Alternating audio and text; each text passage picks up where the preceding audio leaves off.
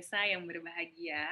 Kali ini kita kembali lagi nih di acara Bincang Bersama, acaranya TV Desa, dan juga hari ini berkolaborasi dengan SDG Center Teknologi 10 November, itu Teknologi 10 November, dan juga Pusat Penelitian Infrastruktur dan Lingkungan Berkelanjutan. Nah, acara ini memang acara yang reguler, jadi setiap seminggu sekali ada acara ini, jadi teman-teman kerabat desa bisa mengikuti setiap minggunya. Nah, untuk hari ini temanya itu adalah penyelamatan terumbu karang dan pemanfaatan limbah kerang serta perut ikan sebagai pelet pakan ikan. Jadi hari ini akan ada dua pembicara, keduanya itu dari biologi, ada dosen-dosen nih yang akan bercerita mengenai penyelamatan terumbu karang dan juga pengolahan limbah.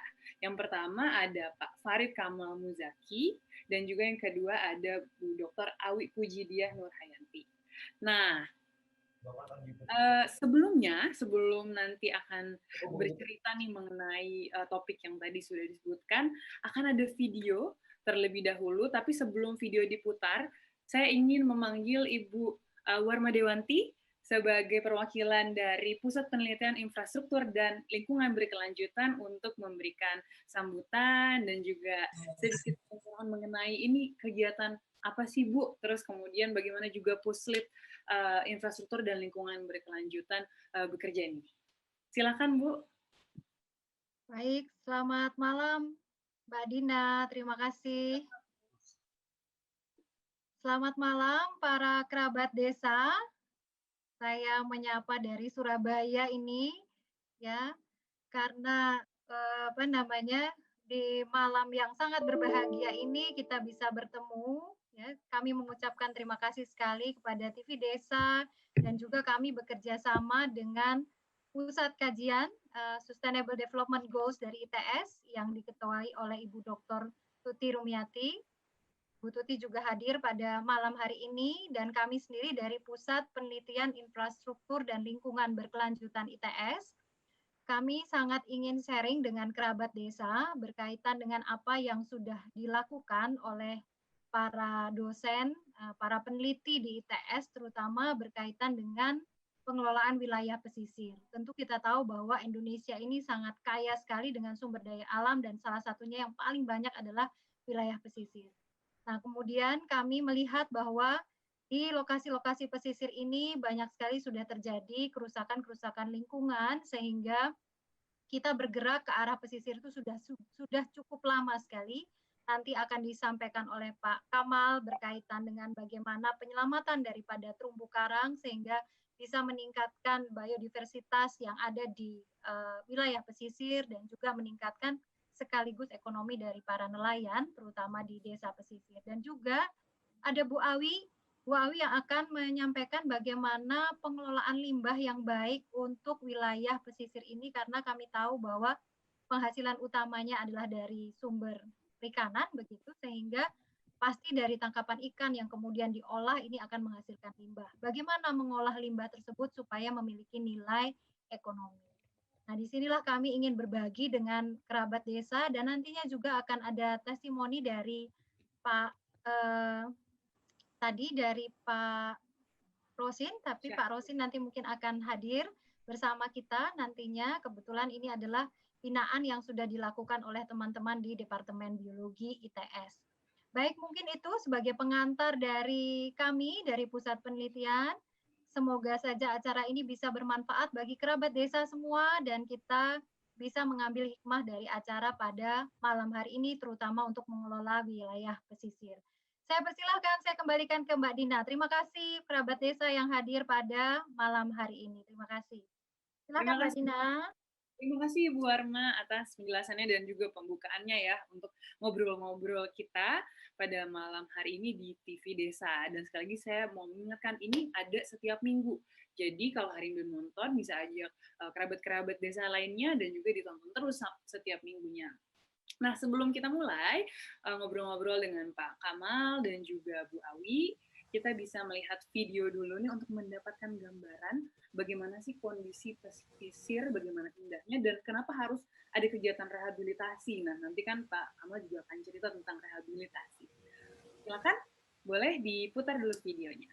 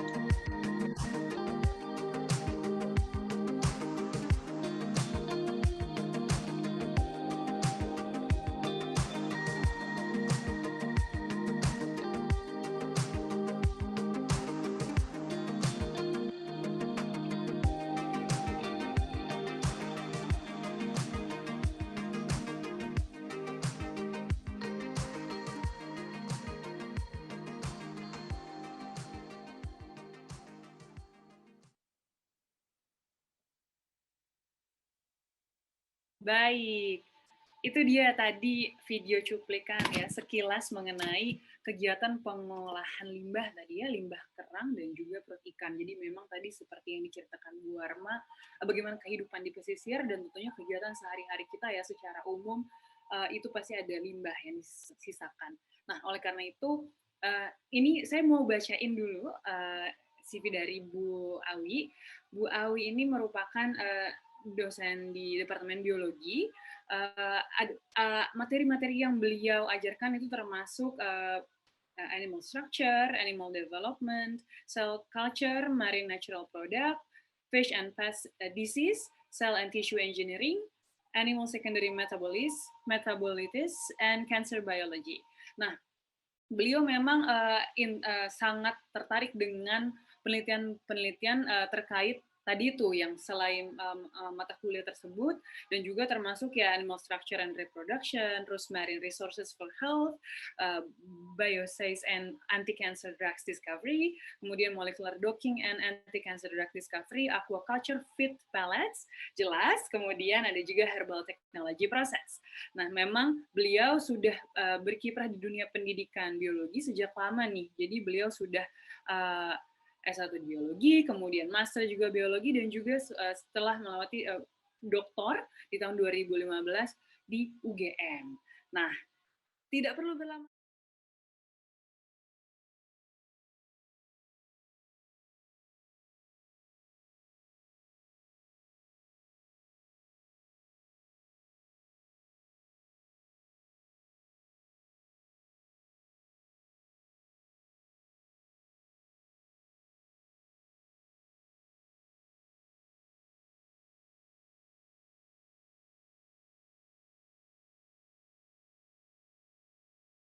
Ini kita dalam kondisi sehat sehingga bisa sharing pengalaman dan sharing pengetahuan dengan kerabat desa di seluruh Indonesia. Di sini kami akan menjelaskan untuk beberapa kegiatan yang telah kami lakukan di dalam pengelolaan limbah di lingkungan pesisir. Bu Warma bisa di-share untuk PPT-nya? Bu Warma? Oke.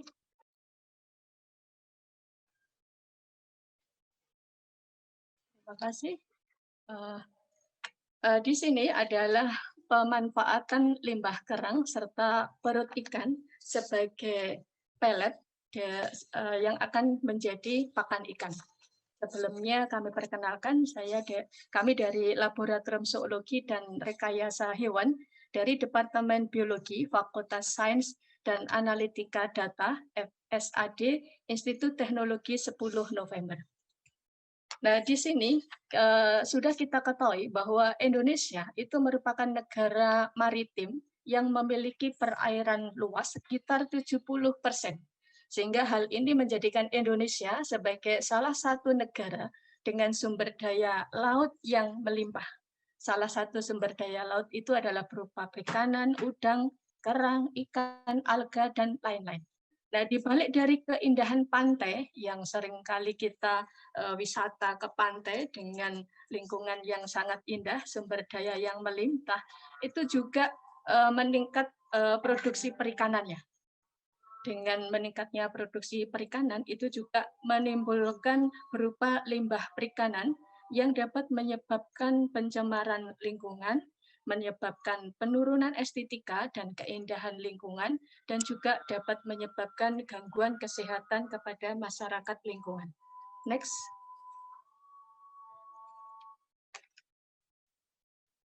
Next. Sehingga dengan potensi yang melimpah tadi, tetapi juga diiringi dengan produksi perikanan yang tinggi, ini menimbulkan limbah yang cukup banyak di perairan, ada limbah pengasapan ikan. Di sisi lain, di lingkungan perairan, selain limbah pengasapan ikan, itu adalah cangkang kerang yang mengandung kalsium yang sangat tinggi, yang mempunyai potensi dapat sebagai bahan dari pakan. Di sini cangkang kerang itu mengandung kalsium sekitar 30-40%, fosfor 1% dan protein 3%.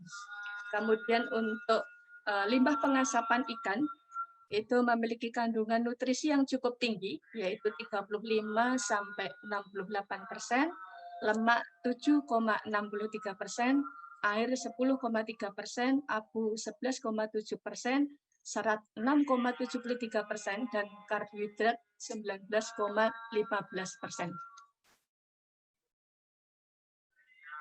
Mohon maaf, baru ada azan. Kami tunda sebentar.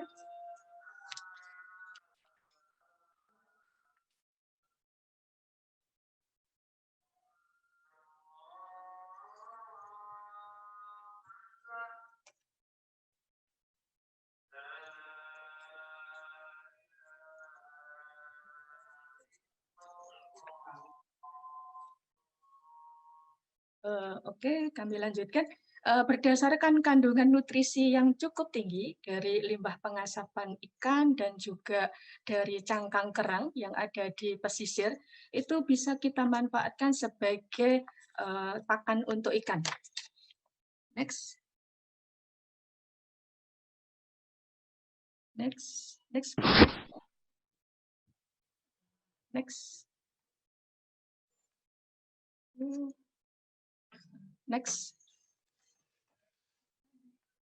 Next. Next, Bu Warma.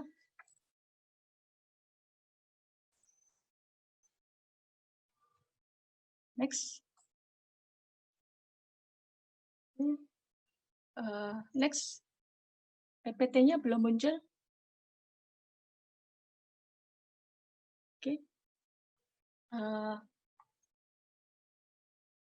PPT-nya belum muncul, Bu Warma. Mohon maaf.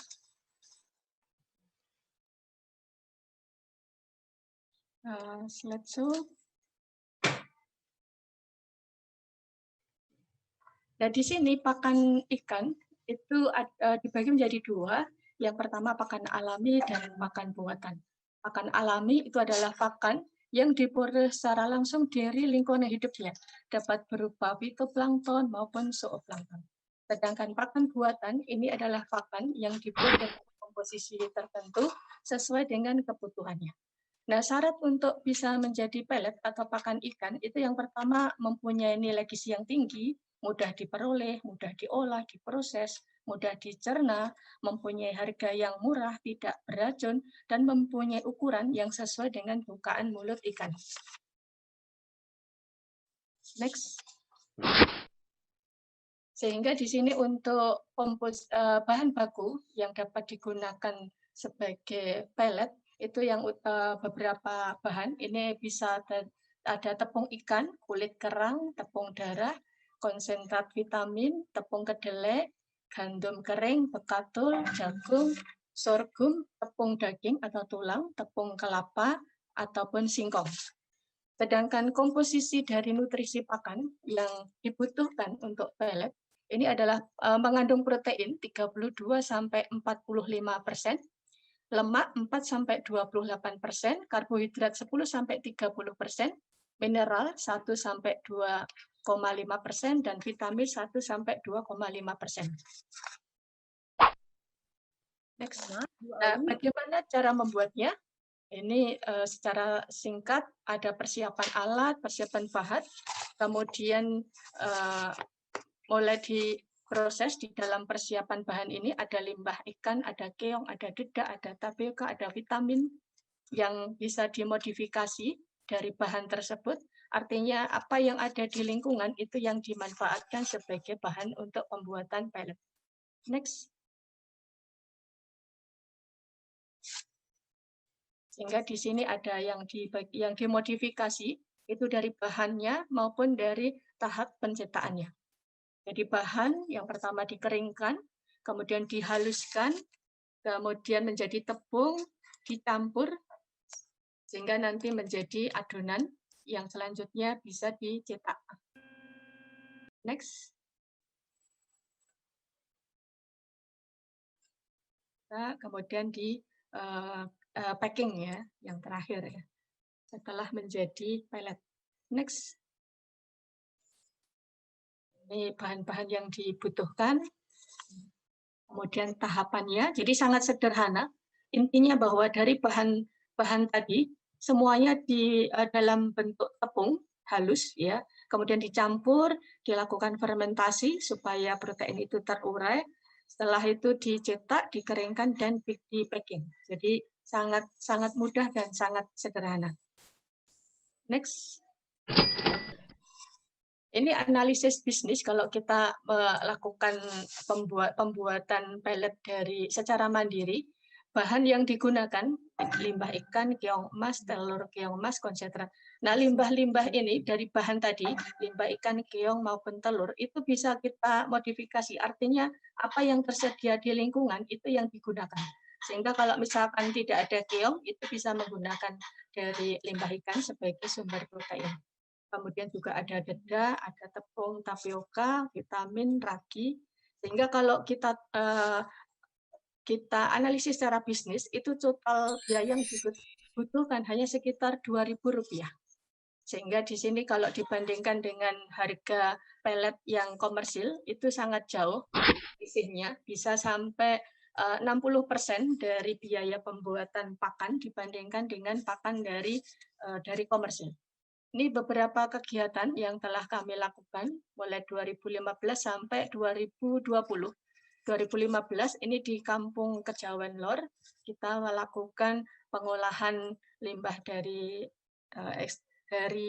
pengasapan ikan yang kemudian dibuat menjadi pellet. Next.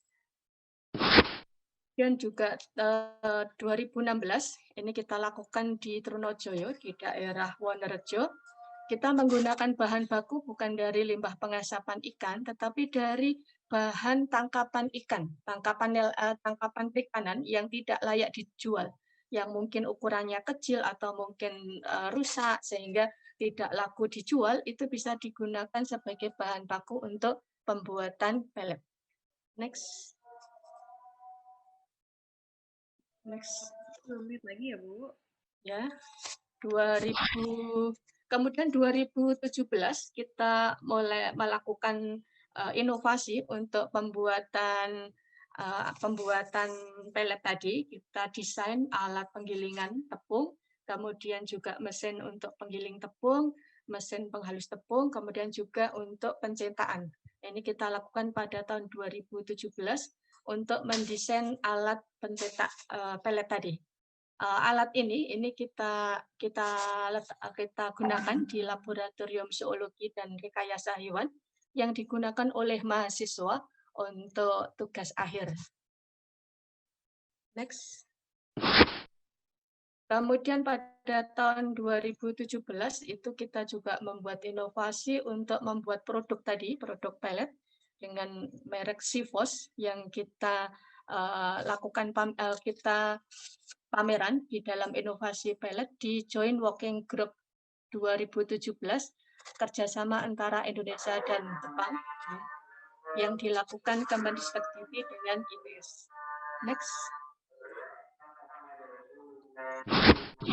Kemudian tahun 2018 itu kita juga eksplorasi di daerah Trenggalek, di perairan di Pantai Perigi itu banyak limbah berupa ikan-ikan curah, ikan-ikan kecil yang tidak laku untuk dijual dan juga beberapa bagian itu sudah rusak, sehingga di sini dari ikan yang tidak laku dijual itu diolah menjadi tepung ikan yang kemudian juga digunakan sebagai bahan untuk menjadi pellet ya. Kalau di 2018 ini masyarakat di Perigi itu sudah mengolah limbah tangkapan ikan ini menjadi tepung ikan yang kemudian dijual kepada peternak. Jadi dari tepung ikan saja sudah laku, sudah bisa dijual karena bisa digunakan untuk pakan ternak ataupun unggas. Next. Kemudian tahun 2019 kita coba inovasi lagi dari pellet tadi, itu kita lakukan penambahan dengan probiotik berupa konsorsium mikrobia. Ada beberapa konsorsium mikrobia yang kita gunakan, yang di sini kita proses pengolahannya hampir sama dengan yang tahun-tahun sebelumnya, hanya berbeda di penambahan probiotiknya. dari penambahan probiotik ini ternyata lebih efisien, jadi sekitar 10-30% dari pakan itu benar-benar dicerna oleh ikan. Next. Diuji, kita juga lakukan uji, kemudian di tahun 2020 ini kita coba untuk melakukan pengabdian masyarakat dengan memanfaatkan limbah kulit kerang dan limbah sisa pengolahan ikan di Kecamatan Bulak di Kota Surabaya. Next, jadi intinya kesimpulannya bahwa untuk membuat pelet dari limbah pengasapan ikan ataupun limbah dari yang lainnya itu sangat mudah dan sederhana, dapat digunakan dengan alat-alat yang ada di lingkungan secara domestik, tidak perlu menggunakan alat-alat yang mempunyai teknologi yang tinggi, sehingga dengan teknologi yang sederhana ini tetapi mempunyai nilai ekonomi dan nilai gizi yang cukup tinggi, ini harapannya bisa dipraktekkan oleh warga, oleh rekan-rekan kerabat desa di seluruh Indonesia yang bisa mengolah limbah yang ada di sekitarnya itu menjadi sesuatu produk yang mempunyai nilai ekonomis dan nilai gizi yang lebih tinggi. Next. Sehingga sekian dari sharing kami, pengalaman kami mencoba untuk mengolah limbah yang ada di sekitar kita menjadi suatu produk yang mempunyai nilai ekonomi, sehingga kita dari rekan desa di Indonesia itu bisa mandiri dalam budidaya ikan. Terima kasih, demikian pemaparan kami, sharing kami. Selanjutnya nanti kita lanjutkan dengan diskusi. Terima kasih, Mbak Dina. Terima kasih Bu Awi. Iya, jadi itu bisa menjadi salah satu ide ya Bu Awi ya, supaya desa-desa betul. memanfaatkan limbah ya. Iya, jadi tergantung daerahnya ya. Kalau misalkan daerah pertanian mungkin bukan ikan limbahnya ya Mbak Dina. Limbahnya bisa mungkin bekicot atau keong atau mungkin maggot, lalat atau serangga. Iya, jadi bisa dimodifikasi. Iya. Jadi itu tadi salah satu contoh untuk di daerah pesisir ya Bu Iya, Awi. betul. Jadi iya. Buat kerabat desa nih di desa masing-masing atau di lokasi teman kerabat desa itu bisa disesuaikan gitu ya, ada limbah di situ. Nah, nanti kita akan bisa diskusi lebih lanjut ya Bu Awi ya. Iya. Sesi tanya jawab. Oleh karena itu terima kasih sekali lagi pemaparannya. Pasti udah teman-teman yang mau kerabat desa ya yang mau nanya juga bisa mungkin tulis di komen YouTube ya, karena kita live juga di YouTube. Jadi silakan juga taruh di situ, nanti panitia bisa menyampaikan ataupun langsung yang ada di Zoom bisa menyampaikan juga pertanyaannya. Nah, selanjutnya kita masuk ke materi berikutnya. Jadi untuk materi ini memang kita nggak akan terlalu berlama-lama, jadi setiap pembicara hanya waktunya 10 menit, tapi nanti akan ada sesi tanya-jawab yang bisa lebih digali lagi nih, tentang untuk yang sekarang, itu mengenai konservasi terumbu karang, konservasi dan rehabilitasi. Nah, sebelumnya saya mau ceritain dulu nih, Pak Farid Kamal Muzaki, beliau juga salah satu dosen di Departemen Biologi ITS. Kemudian jelas untuk edukasinya, beliau punya pendidikan di biologi untuk sarjana S1 maupun di master. Kemudian beliau mengajar Departemen Biologi termasuk mengenai ini ada coral reef biology, biodiversity ya, jadi keanekaragaman hayati, kemudian plankton ekologi, kemudian ada ini pengenalan mengenai environmental impact assessment dan juga marine biology dan juga general biology. Jadi memang kekhususannya juga lebih ke ini ya, ke biodiversity yang sifatnya di kelautan gitu ya. Dan memang untuk penelitian beliau ini sangat tertarik dengan coral reef ecology and rehabilitation, yang mana sama nih akan yang habis ini akan diceritain, dan juga biodiversity and ecological roles at coastal ecosystem. Jadi memang nanti kaitannya ke daerah pesisir juga. Dan Pak Kamal ini juga termasuk di beberapa ini nih asosiasi. Jadi Masyarakat Biodiversitas Indonesia, Indonesian Mangrove Society, kemudian ITS Research Center for Sustainable Environment Infrastructure sama. Jadi beliau juga member di Puslit Infrastruktur dan Pembangunan Berkelanjutan dan juga Masyarakat Taksonomi Kelautan Indonesia. Jadi memang kekhususannya juga di biologi kelautan. Nah, Tanpa menunggu lagi, saya ingin memanggil Pak Farid Kamal Muzaki. Silakan Pak untuk memaparkan materinya. Oke, terima kasih Mbak Dina untuk perkenalannya tadi ya. Oke, saya juga mengucapkan selamat malam juga untuk semua kerabat desa, juga untuk semua Bapak Ibu yang hadir di forum Zoom meeting ini. Tadi sudah ada intro sedikit dari Mbak Dina mengenai konservasi dan rehabilitasi terumbu karang. Jadi mungkin nanti kita lebih banyak sharing saja ya, karena waktunya juga memang cukup terbatas. Saya juga mau berterima kasih ini untuk pusat studi Sustainable Development Goals, juga ke TV Desa dan Puslit ILB ITS karena sudah difasilitasi untuk sharing apa yang sudah kami lakukan terkait dengan konservasi dan rehabilitasi terumbu karang. Anyway, saya mohon izin untuk share screen dari materi yang akan coba dipaparkan.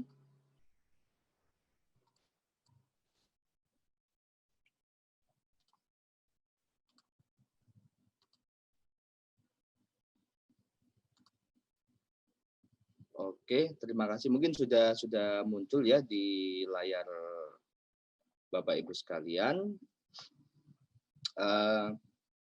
Tadi sudah disebutkan bahwa topiknya adalah tentang konservasi dan rehabilitasi.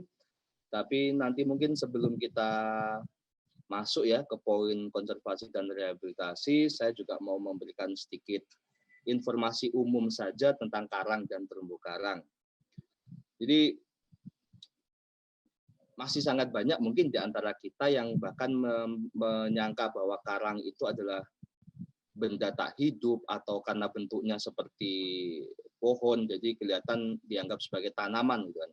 Padahal sebetulnya karang ini adalah suatu hewan hidup yang memang dia ukurannya kecil sekali, dan yang menarik dari karang ini adalah dia bisa memproduksi kalsium karbonat atau kapur kan. Jadi rumahnya dia memang dari kalsium karbonat atau dari kapur itu ukurannya sih kecil, mungkin hanya 1-2 mm ukuran dari hewan karang ini.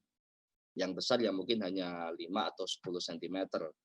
Tetapi meskipun kecil-kecil, tapi kalau dia jumlahnya banyak, ternyata dia bisa sangat masif penampakannya. Nah, kemudian ini terumbu karang di seluruh dunia, dan alhamdulillah ya, Indonesia negara kepulauan dengan jumlah pulau terbanyak di dunia.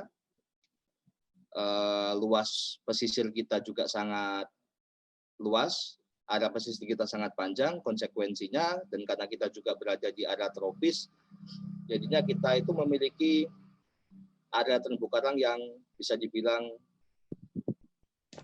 cukup luas di dunia ya. Jadi terumbu karangnya Indonesia itu kurang lebih 9-10% dari luasan total terumbu karang di dunia. Dan kalau misalnya benefit atau keuntungan secara ekonomis itu kita hitung, dari beberapa studi terdahulu itu disebutkan bahwa per 1 hektar terumbu karang yang sehat, karena tidak semua terumbu karang di Indonesia itu sehat ya, ada yang kurang sehat juga banyak.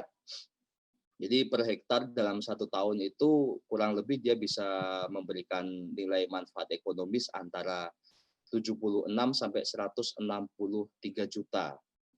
Ini dari evaluasi di Taman Nasional Wakatobi. Berikutnya, ini terumbu karang di Indonesia. Anda bisa lihat ada yang di petanya, ada yang warnanya biru, ada yang warnanya hijau, kuning, atau merah. Itu menunjukkan kondisinya saat ini. Ini data tahun 2019. Jadi yang sangat bagus, terumbu karang sangat bagus itu berarti terumbu karang hidupnya itu lebih dari 75%. Di Indonesia itu cuma 6,42%. Yang paling banyak itu yang warna kuning dan warna merah.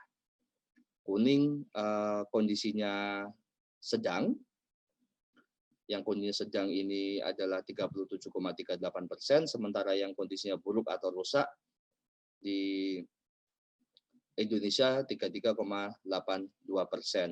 Dan kalau misalnya Bapak, Ibu, dan kerabat desa yang lain bisa lihat di map, bahwa sebagian besar yang kondisinya rusak itu berada di wilayah Indonesia yang barat. Sumatera, Jawa, Kalimantan, sekalipun juga ada yang di Indonesia Tengah ya, di Kepulauan Sunda Kecil. Dan rata-rata disebabkan oleh faktor antropogenis atau faktor manusia seperti pembangunan kawasan pesisir, polusi, penangkapan ikan dengan bom, dengan potas, dan lain-lain. Kalau yang faktor alami biasanya terkait dengan pemanasan global. Oke, sebetulnya apa sih benefit utama dari terumbu karang ya? Paling mudahnya, terumbu karang itu menyediakan sumber makanan. Jadi di seluruh dunia itu tidak kurang dari 500 juta manusia yang hidup di area pesisir, kan? Dan dia mendapatkan pendapatan utama itu dari hasil tangkapan di sekitar terumbu karang, baik itu ikan, udang, lobster, atau gimana, atau semuanya. Jadi asumsinya kalau misalnya terumbu karang itu makin lama makin rusak, ya berarti kesempatan kita untuk menikmati kepiting atau rajungan atau lobster atau ikan yang enak-enak ya otomatis akan lebih berkurang. Secara seperti kerapu, kakap, lobster itu hidupnya juga di sekitar daerah terumbu karang. Jadi kalau rumahnya rusak, ya otomatis penghuninya, ikannya, lobsternya, kepitingnya juga akan kabur, akan hilang. Yang sedang tren juga mungkin dari manfaat adanya terumbu karang itu adalah sebagai penghasil bahan obat. Istilahnya kalau di sains mungkin disebut sebagai bioaktif ya.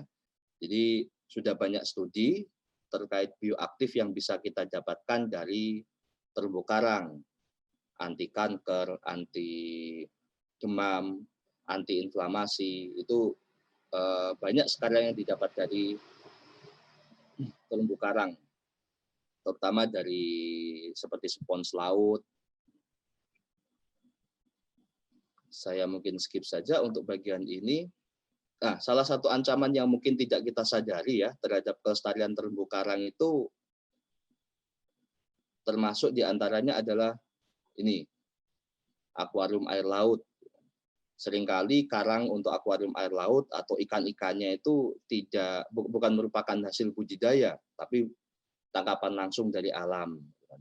Dan pada banyak kasus untuk penangkapan ini kan dia menggunakan cara-cara yang tidak ramah lingkungan, seperti misalnya dia pakai racun potas atau sianida. Ini ikannya pada mabuk, kan, tapi biasanya karangnya lalu mati. Orang aja kalau kena sianida juga mati, apalagi karang yang kecil-kecil. Terus mungkin yang lagi ngetren wisata pantai, kan, juga berpotensi untuk merusak karang. Lalu penyelaman, kalau kurang hati-hati juga bisa merusak karang dan beberapa aktivitas yang lain. Nah, kita langsung saja bisa fokus ke contoh dari konservasi dan rehabilitasi terumbu karang. Ini yang sempat kita lakukan di pesisir Desa Labuhan, di Kecamatan 10, Kabupaten Bangkalan. Jadi pada awalnya, di awal tahun 2017 atau 2016 itu pada saat kita mengamati kondisi karang di situ, kondisi karangnya bisa dibilang rusak dengan persentase karang hidupnya itu mungkin hanya kurang dari 25% saja. Nah, berawal dari situ, pada akhirnya kami dari ITS lalu serta berdiskusi dengan pemerintah Desa Labuhan, dengan tokoh masyarakat dan lain-lain, akhirnya mencoba untuk melakukan suatu upaya konservasi. Konservasi berarti melindungi terumbu karang yang sudah ada plus kita melakukan upaya rehabilitasi atau perbaikan kondisi terumbu karangnya, kan, dengan pembuatan terumbu buatan atau artificial reef dan transplantasi karang. Aktivitas-aktivitas yang dilakukan tentu saja meliputi pembuatan terumbu karang, lalu kita juga ada sosialisasi dan workshop kepada masyarakat sekitar. Jadi memang pekerjaannya ini bisa dibilang pekerjaan keroyokan. Ketika kita akan melakukan suatu konservasi atau rehabilitasi itu hasilnya akan jauh lebih cepat tercapai. Itu bila banyak pihak yang saling dilibatkan. Dalam hal ini kami juga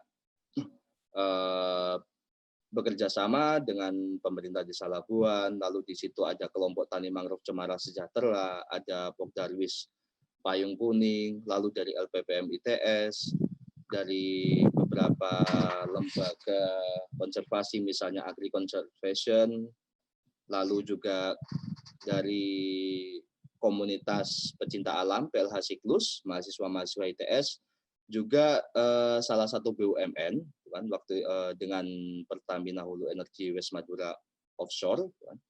Jadi memang semua saling bersinergi, saling bekerja sama di situ, sehingga program ini masih dapat berlangsung sampai sekarang. Nah, hasil pertama dari transplantasi dan pembuatan terumbu buatan ini kan tentu saja kita cek kondisi karangnya bagaimana, gitu kan. Jadi meskipun di pesisir Desa Labuhan ini perairannya relatif agak keruh ya, dan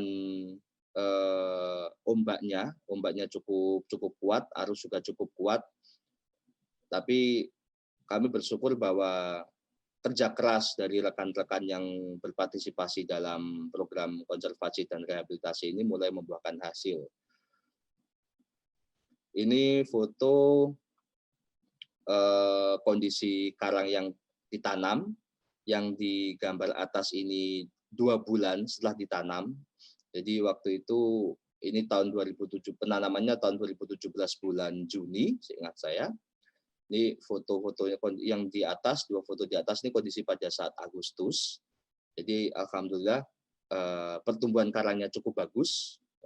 Ini malah di luar perkiraan kami. Kami awalnya berpikir bahwa pertumbuhannya tidak akan terlalu bagus, tapi ternyata dengan kondisi perairan yang tidak terlalu bagus juga masih bisa memberikan hasil yang optimal. Yang di bawahnya ini kurang lebih 6 bulan setelah transplantasi, jadi antara November atau Desember 2017 bisa dilihat terumbu karangnya ini sudah lebih besar lagi ukurannya. Nah, kalau misalnya kita bicara mengenai konservasi, kita bicara mengenai rehabilitasi terumbu karang, tentu keuntungan atau benefit yang pertama dicari itu adalah benefit bagi ekosistem. Jadi hasil dari beberapa kali studi kami, beberapa kali pemantauan, ternyata area di sekitar yang tadinya kita transplantasikan, jadi tadi Bapak, Ibu, dan kerabat desa bisa lihat kita pakai beton ya, kita pakai betonnya berongga, bentuknya seperti kubah. Nah, itu kita cemplungkan ke dasar laut yang pengen kita rehabilitasi, lalu kita tanam karang di atasnya, dan setelah beberapa bulan ini sudah mulai kelihatan ikan-ikan pada berdatangan. Yang pertama datang biasanya ikan-ikan kecil, ikan-ikan karang. Agak lama kemudian sudah mulai datang misalnya kerapu. Ini pemanfaatan ekosistem, jadi sebagai habitat atau rumah bagi ikan dan hewan karang yang lain. Lalu di beton yang kami masukkan, terumbu buatan yang kami masukkan ke laut itu juga sudah mulai ada karang-karang baru yang tumbuh. Jadi anakan-anakan karang baru yang tumbuh itu sudah mulai muncul itu antara 4 sampai 5 bulan setelah kami transplantasikan. Lalu hasil lainnya, karena di situ sudah ditetapkan sebagai suatu area konservasi, Jadinya kan aktivitas masyarakat ini agak dibatasi, dan hasil akhirnya yang cukup menggembirakan itu adalah keberlangsungan terumbu karang. Jadi sejauh ini kami belum mendeteksi adanya kerusakan karang yang lebih lanjut di perairan pesisir Desa Labuhan 10 ini. Jadi karangnya relatif masih survive seperti itu. Kemudian benefit dari masyarakat, sebagian dari masyarakat di pesisir Labuhan itu ada yang mencari ikan, baik untuk dikonsumsi sendiri ataupun untuk dijual ya. Dan dari informasi dari para penangkap ikan itu, alhamdulillah akhir-akhir ini hasil tangkapannya mulai bervariasi. Ini contoh-contoh saja di sini. Kemudian juga bahwa area studi yang kemudian ditetapkan menjadi area konservasi sekarang juga sudah dibuka untuk wisata. Ini juga melibatkan kerjasama dari banyak pihak, seperti yang tadi sudah saya sebutkan. Dan ini secara langsung juga memberikan manfaat ekonomi bagi warga masyarakat sekitar. Kurang lebih seperti itu yang bisa kami share. Mungkin nanti bisa diperdalam pada saat diskusi. Dan di forum ini juga ada Pak Syahril. Pak Syahril ini salah satu pemuda, kita sebut pemuda desa ya. Bukan pemuda desa yang bagaimana, tapi tokoh masyarakatnya yang di Labuhan. Ini beliaunya adalah ketua kelompok Sadar Wisata atau Pokdarwis Payung Kuning.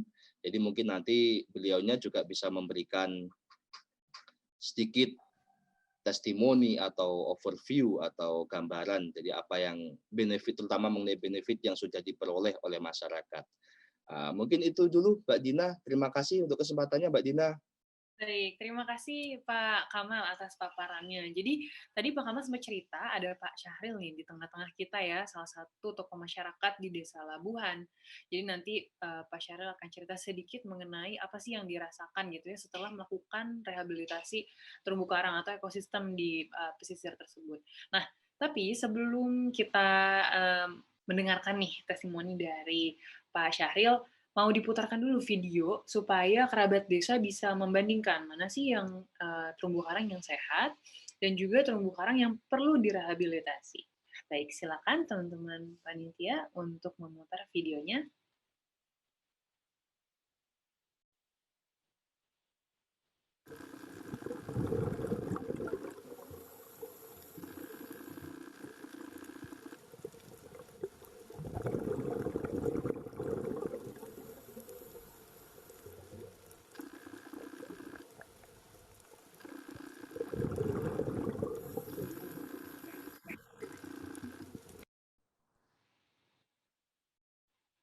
Nah, itu tadi videonya. Jadi tadi kalau sedikit, ini kalau saya nggak salah ya, nanti mungkin Pak Kamal bisa mendeskripsikan lebih lanjut. Tadi ada bagian yang terlihat kaya dengan terumbu karangnya, tapi ada juga yang landai begitu, nggak ada terumbu karangnya. Jadi nanti mungkin bisa diceritain pada saat sesi diskusi, tapi sebelum masuk ke sesi diskusi, pengen dengar dulu nih cerita dari Pak Syahril. Mungkin bisa memberikan sepatah dua patah kata Pak Syahril.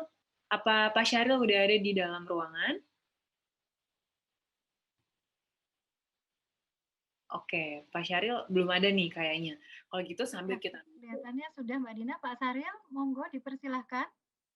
Pak Syahril mungkin mikrofonnya bisa dinyalakan dulu Pak Syahril. Nah, sudah. Iya Pak Syahril. Ada ya?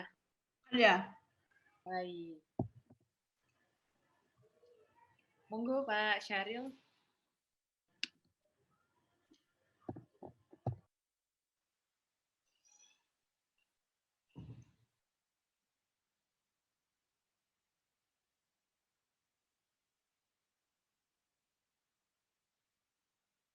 Sepertinya Syahril. Koneksinya sepertinya agak lambat di sana karena ini nge-freeze. Oh gitu. Iya, baik. Kalau gitu mungkin nanti kalau Pak Syahril sudah bisa hadir, nanti dari teman-teman panitia bisa menginfokan, akan saya panggil kembali. Tapi ada beberapa pertanyaan dulu nih yang mungkin ya bisa kita coba kupas. Ada pertanyaan, ini pemantik nih dari Bu Dian Saptarini. Bagaimana kalau di pesisir kita tidak ada lagi terumbu karang? Jadi sebenarnya itu pertanyaan ya, maksudnya untuk kita semua. Gimana kita, apa yang perlu kita lakukan supaya terumbu karang kembali ada. Jadi ikan-ikan datang lagi. Karena tadi kaitannya ya Pak ya, untuk penghidupan dari masyarakat di desa setempat gitu ya, di desa pesisir tersebut. Mungkin Pak Syahril mau memberikan tanggapan dulu. Silakan Pak Kamal. Oke, terima kasih Mbak Dina dan Ibu Dian. Jadi saya mencoba meminjam bukan suatu pepatah atau apa ya, tapi semacam kata bijak gitulah. Jadi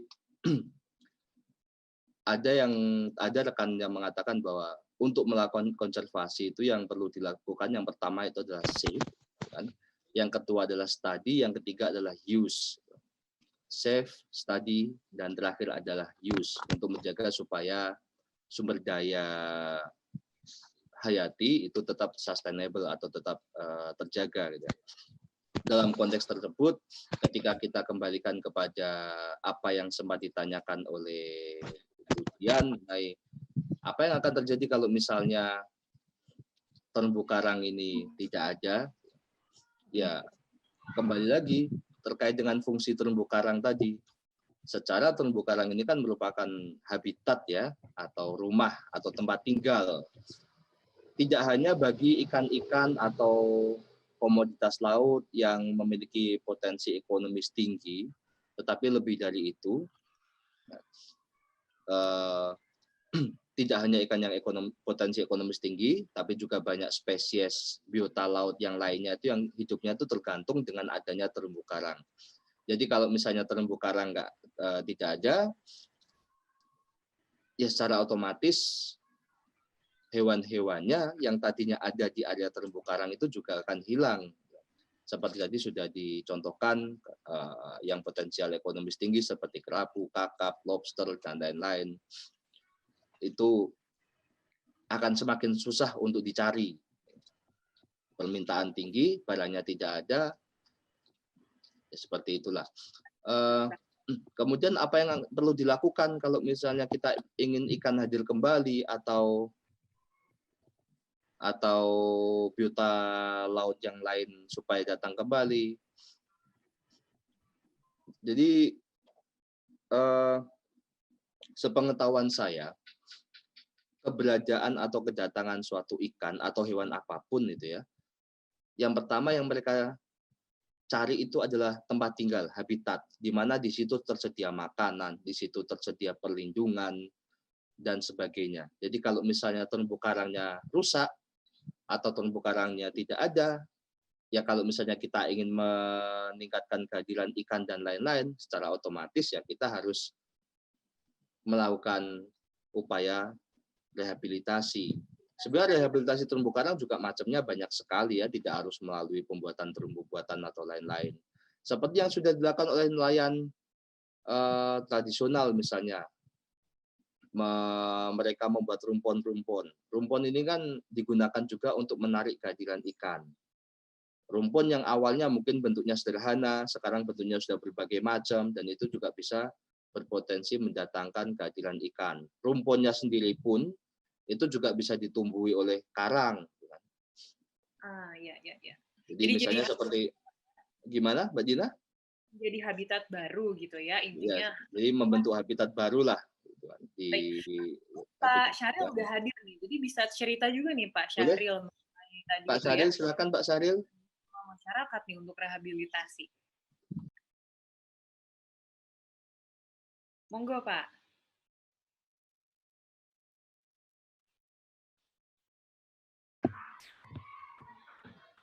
Selamat malam Pak Syahril.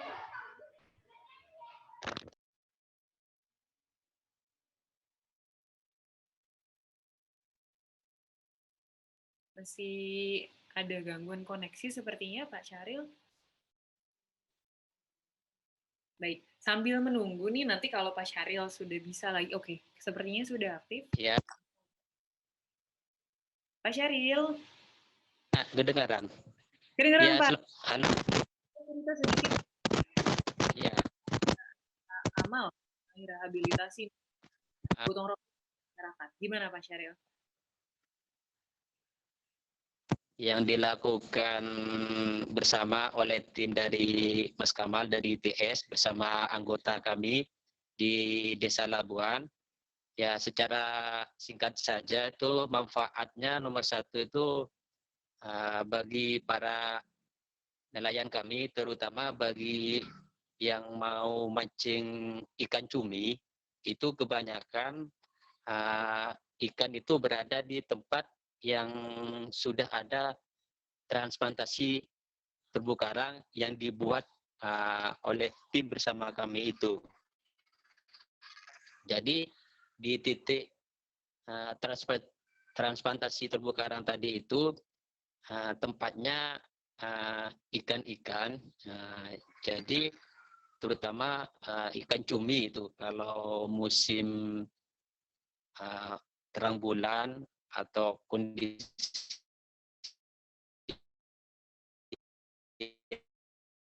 air lautnya itu bagus, cumi di sana itu. Dan juga kita sebagai warga lokal juga merawat atau memelihara dengan mengadakan sosialisasi langsung kepada masyarakat, siapapun yang mengambil di zona Labuan ikan di sana itu harus dengan syarat alat tangkap ikan itu yang ramah lingkungan. Artinya tidak boleh pakai obat atau potas, apalagi bom. Alhamdulillah di tempat kami tidak ada bom ikan.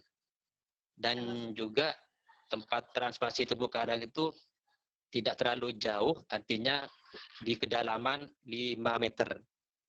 Jadi alat tangkap di nelayan di tempat kami itu kebanyakan ramah lingkungan. Jadi bisa karang-karang yang ada di laut sana itu aman gitu. Jadi sudah tersosialisasikan. Terima kasih. Pak Syahril ya. Terima kasih banyak Pak Syahril atas cerita. Jadi sudah tersosialisasikan juga bagaimana alat tangkap yang ramah lingkungan ya. Jadi supaya tetap ekosistem di laut tersebut lebih berkelanjutan. Baik, terima kasih sekali lagi Pak Syahril. Ini ada pertanyaan karena tadi dari Zoom, sekarang pertanyaan diambil dari YouTube nih buat teman-teman.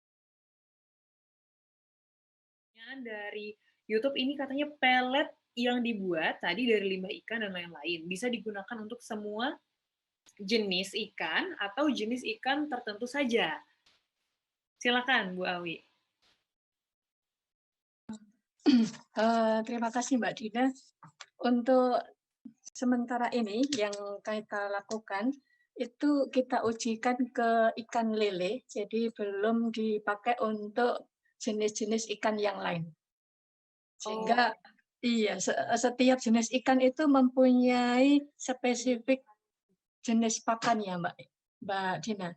Sehingga kalau misalkan ikan nila dengan ikan gurami ataupun ikan lele itu berbeda. Oke, berarti komposisi yang tadi Iya, iya, itu masih awal. Artinya kita melakukan uji itu hanya untuk ikan lele, belum diuji untuk yang lain. Iya. Sehingga kalau misalkan mau dipakai untuk ikan yang lain itu perlu dilakukan uji lebih lanjut karena setiap ikan itu mempunyai daya selera yang berbeda-beda artinya. Jadi ada seperti atraktan gitu ya. Jadi setiap ikan itu bisa berbeda-beda jenis pakannya. Ya. Baik, jadi berarti ini ya Bu ya, maksudnya kayak tadi sempat diceritain di slide-nya juga ada penyerapan makanan sekian persen gitu ya untuk jenis ikan. Iya, jenis ikan tertentu. Iya. Jadi belum semua jenis ikan. Iya. Terima kasih penjelasannya. Jadi untuk yang bertanya iya. Untuk sejauh ini masih diujikannya di ikan lele yang masih cocok di ikan lele ya Bu ya. Iya. ada pertanyaan berikut. Ini langsung ke Bu Awi juga ya, Bu ya. Tadi pertanyaan ini dari Mbak Sheni Helmiati. Iya. Kontinuitas ketersediaan bahan-bahan pakan yang akan digunakan. Artinya maksudnya limbahnya mungkin gitu ya, Bu ya? Iya, iya, iya. Oke. Karena di sini untuk pembuatan pakan itu kan utamanya adalah pemanfaatan dari limbah yang ada ya, Mbak ya. Sehingga kalau misalkan yang ada itu berbeda, yaitu kita buat komposisi baru lagi. Artinya kalau di sini kita pakai di emperan itu kan limbah yang tersedia adalah pengasapan ikan dan kerang, sehingga kita membuat komposisinya dari yang ada di lingkungan tadi menggunakan limbah pengasapan ikan dan kerang. Nah, kalau misalkan di sini misalkan di daerah yang lain mungkin limbahnya itu bukan pengasapan ikan, itu ya digunakan limbah yang ada di lingkungannya. Jadi ketersediaannya itu tergantung dari lingkungannya. Artinya apa yang ada di lingkungan itu yang dimanfaatkan secara maksimal untuk menjadi pakan. Sehingga di sini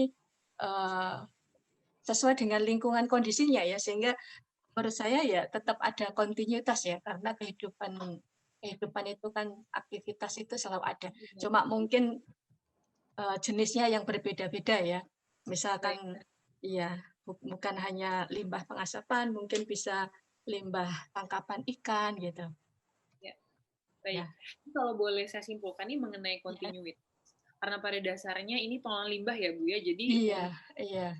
suplainya sendiri atau bahan bakunya itu dari limbah. Jadi selama kegiatan yang menghasilkan limbahnya masih berjalan, tentu suplainya tetap continue gitu ya, Bu. Dan iya, betul. Iya. Ya. Baik. Nah, ini udah mau habis nih waktunya. Jadi terima kasih Bu Awi atas penjabaran juga ya dari pertanyaan terakhir. Ini satu pertanyaan lagi, habis itu kita masuk ke penutupan. Peran ITS dalam rehabilitasi terumbu di beberapa daerah Jawa Timur sudah nyata. Bagaimana dukungan dan pemerintah masyarakat umum sehingga berkelanjutan? Mungkin Pak Farid Kamal, Pak Kamal bisa sekalian nih ngasih statement terakhir yang menyimpulkan dari yang tadi sudah dipaparkan mengenai konservasi dan rehabilitasi. Saya rasa pertanyaan terakhir ini dapat merangkum juga nih bagaimana kita bekerja sama untuk melakukan rehabilitasi supaya berkelanjutan ataupun konservasi. Silakan Pak Kamal. Ya, terima kasih untuk pertanyaannya. Jadi sejauh ini terutama peran dari masyarakat, kalau misalnya kita ambil contoh dari masyarakat pesisir desa 10 Bangkalan tadi itu, mereka sangat mendukung. Jadi mungkin di beberapa tempat kita dengar bahwa kadang itu ada masyarakat yang usil atau bagaimana gitu, tapi di Salabuan, di Bangkalan ini, alhamdulillah masyarakat sangat mendukung. Seperti tadi mereka mematuhi aturan yang telah disepakati bersama tentang penggunaan alat tangkap, dan termasuk tentang pembatasan. Mohon untuk daerah sekitar situ dijauhkanlah lalu lintas perahunya. Gitu. Tidak ada pengaturan sendiri di masyarakat. Itu dari sisi masyarakatnya. Dari pemerintah daerah sejauh ini memberikan dukungan, terutama dari pihak desa memberikan dukungan. Jadi kerjanya keroyokan, gitu kan? Kerjanya keroyokan. Jadi masing-masing semua punya porsi sesuai dengan tugasnya masing-masing, gitu kan? Mungkin dari ITS sebagai tim akademisnya, masyarakat sebagai pelaksana, lalu pihak pemerintah itu sebagai pendorong, kemudian BUMN dan organisasi konservasi yang lainnya itu juga turut mendukung di situ. Baik, jadi pada intinya kerjasama satu sama lain di setiap pemangku kepentingan ya, mulai dari bisa pemerintah, masyarakat, maupun akademisi, termasuk perusahaan. Tadi ya sempat disebutkan juga ada perusahaan yang melakukan konservasi dan rehabilitasi. Baik, terima kasih Pak Kamal dan Bu Awi. Bisa Bu, untuk statement terakhir sebelum kita tutup nih kesimpulan dari pembicaraan kita pada malam hari ini. Oke, terima kasih Mbak Dina. Yang terakhir bahwa kita bisa untuk mandiri di dalam budidaya dan mandiri di dalam ekonomi, sehingga kita pasti bisa dan berhasil ya dengan mandiri di dalam budidaya. Demikian Mbak Dina. Baik, seperti itu kerabat desa sekalian, jadi kita bisa mandiri ya dan berdaya dalam berbudidaya. Jadi jangan terus ikutin nih acara bincang-bincang ini di TV Desa setiap pekannya, seminggu sekali tentu saja. Sekali lagi terima kasih kepada para pembicara Bu Awi dan Pak Kamal, dan juga TV Desa yang telah menyelenggarakan acara, serta yang lebih penting lagi nih, ada bincang-bincang ini kolaborasi antara SDG Center, Institut Teknologi 10 November, dan juga Pusat Penelitian Infrastruktur dan Lingkungan Berkelanjutan. Jadi, terima kasih sekali lagi, saya Dina Sabrina. Sampai ketemu lagi di kesempatan berikutnya di acara TV Desa yang lainnya. Assalamualaikum warahmatullahi wabarakatuh. Waalaikumsalam.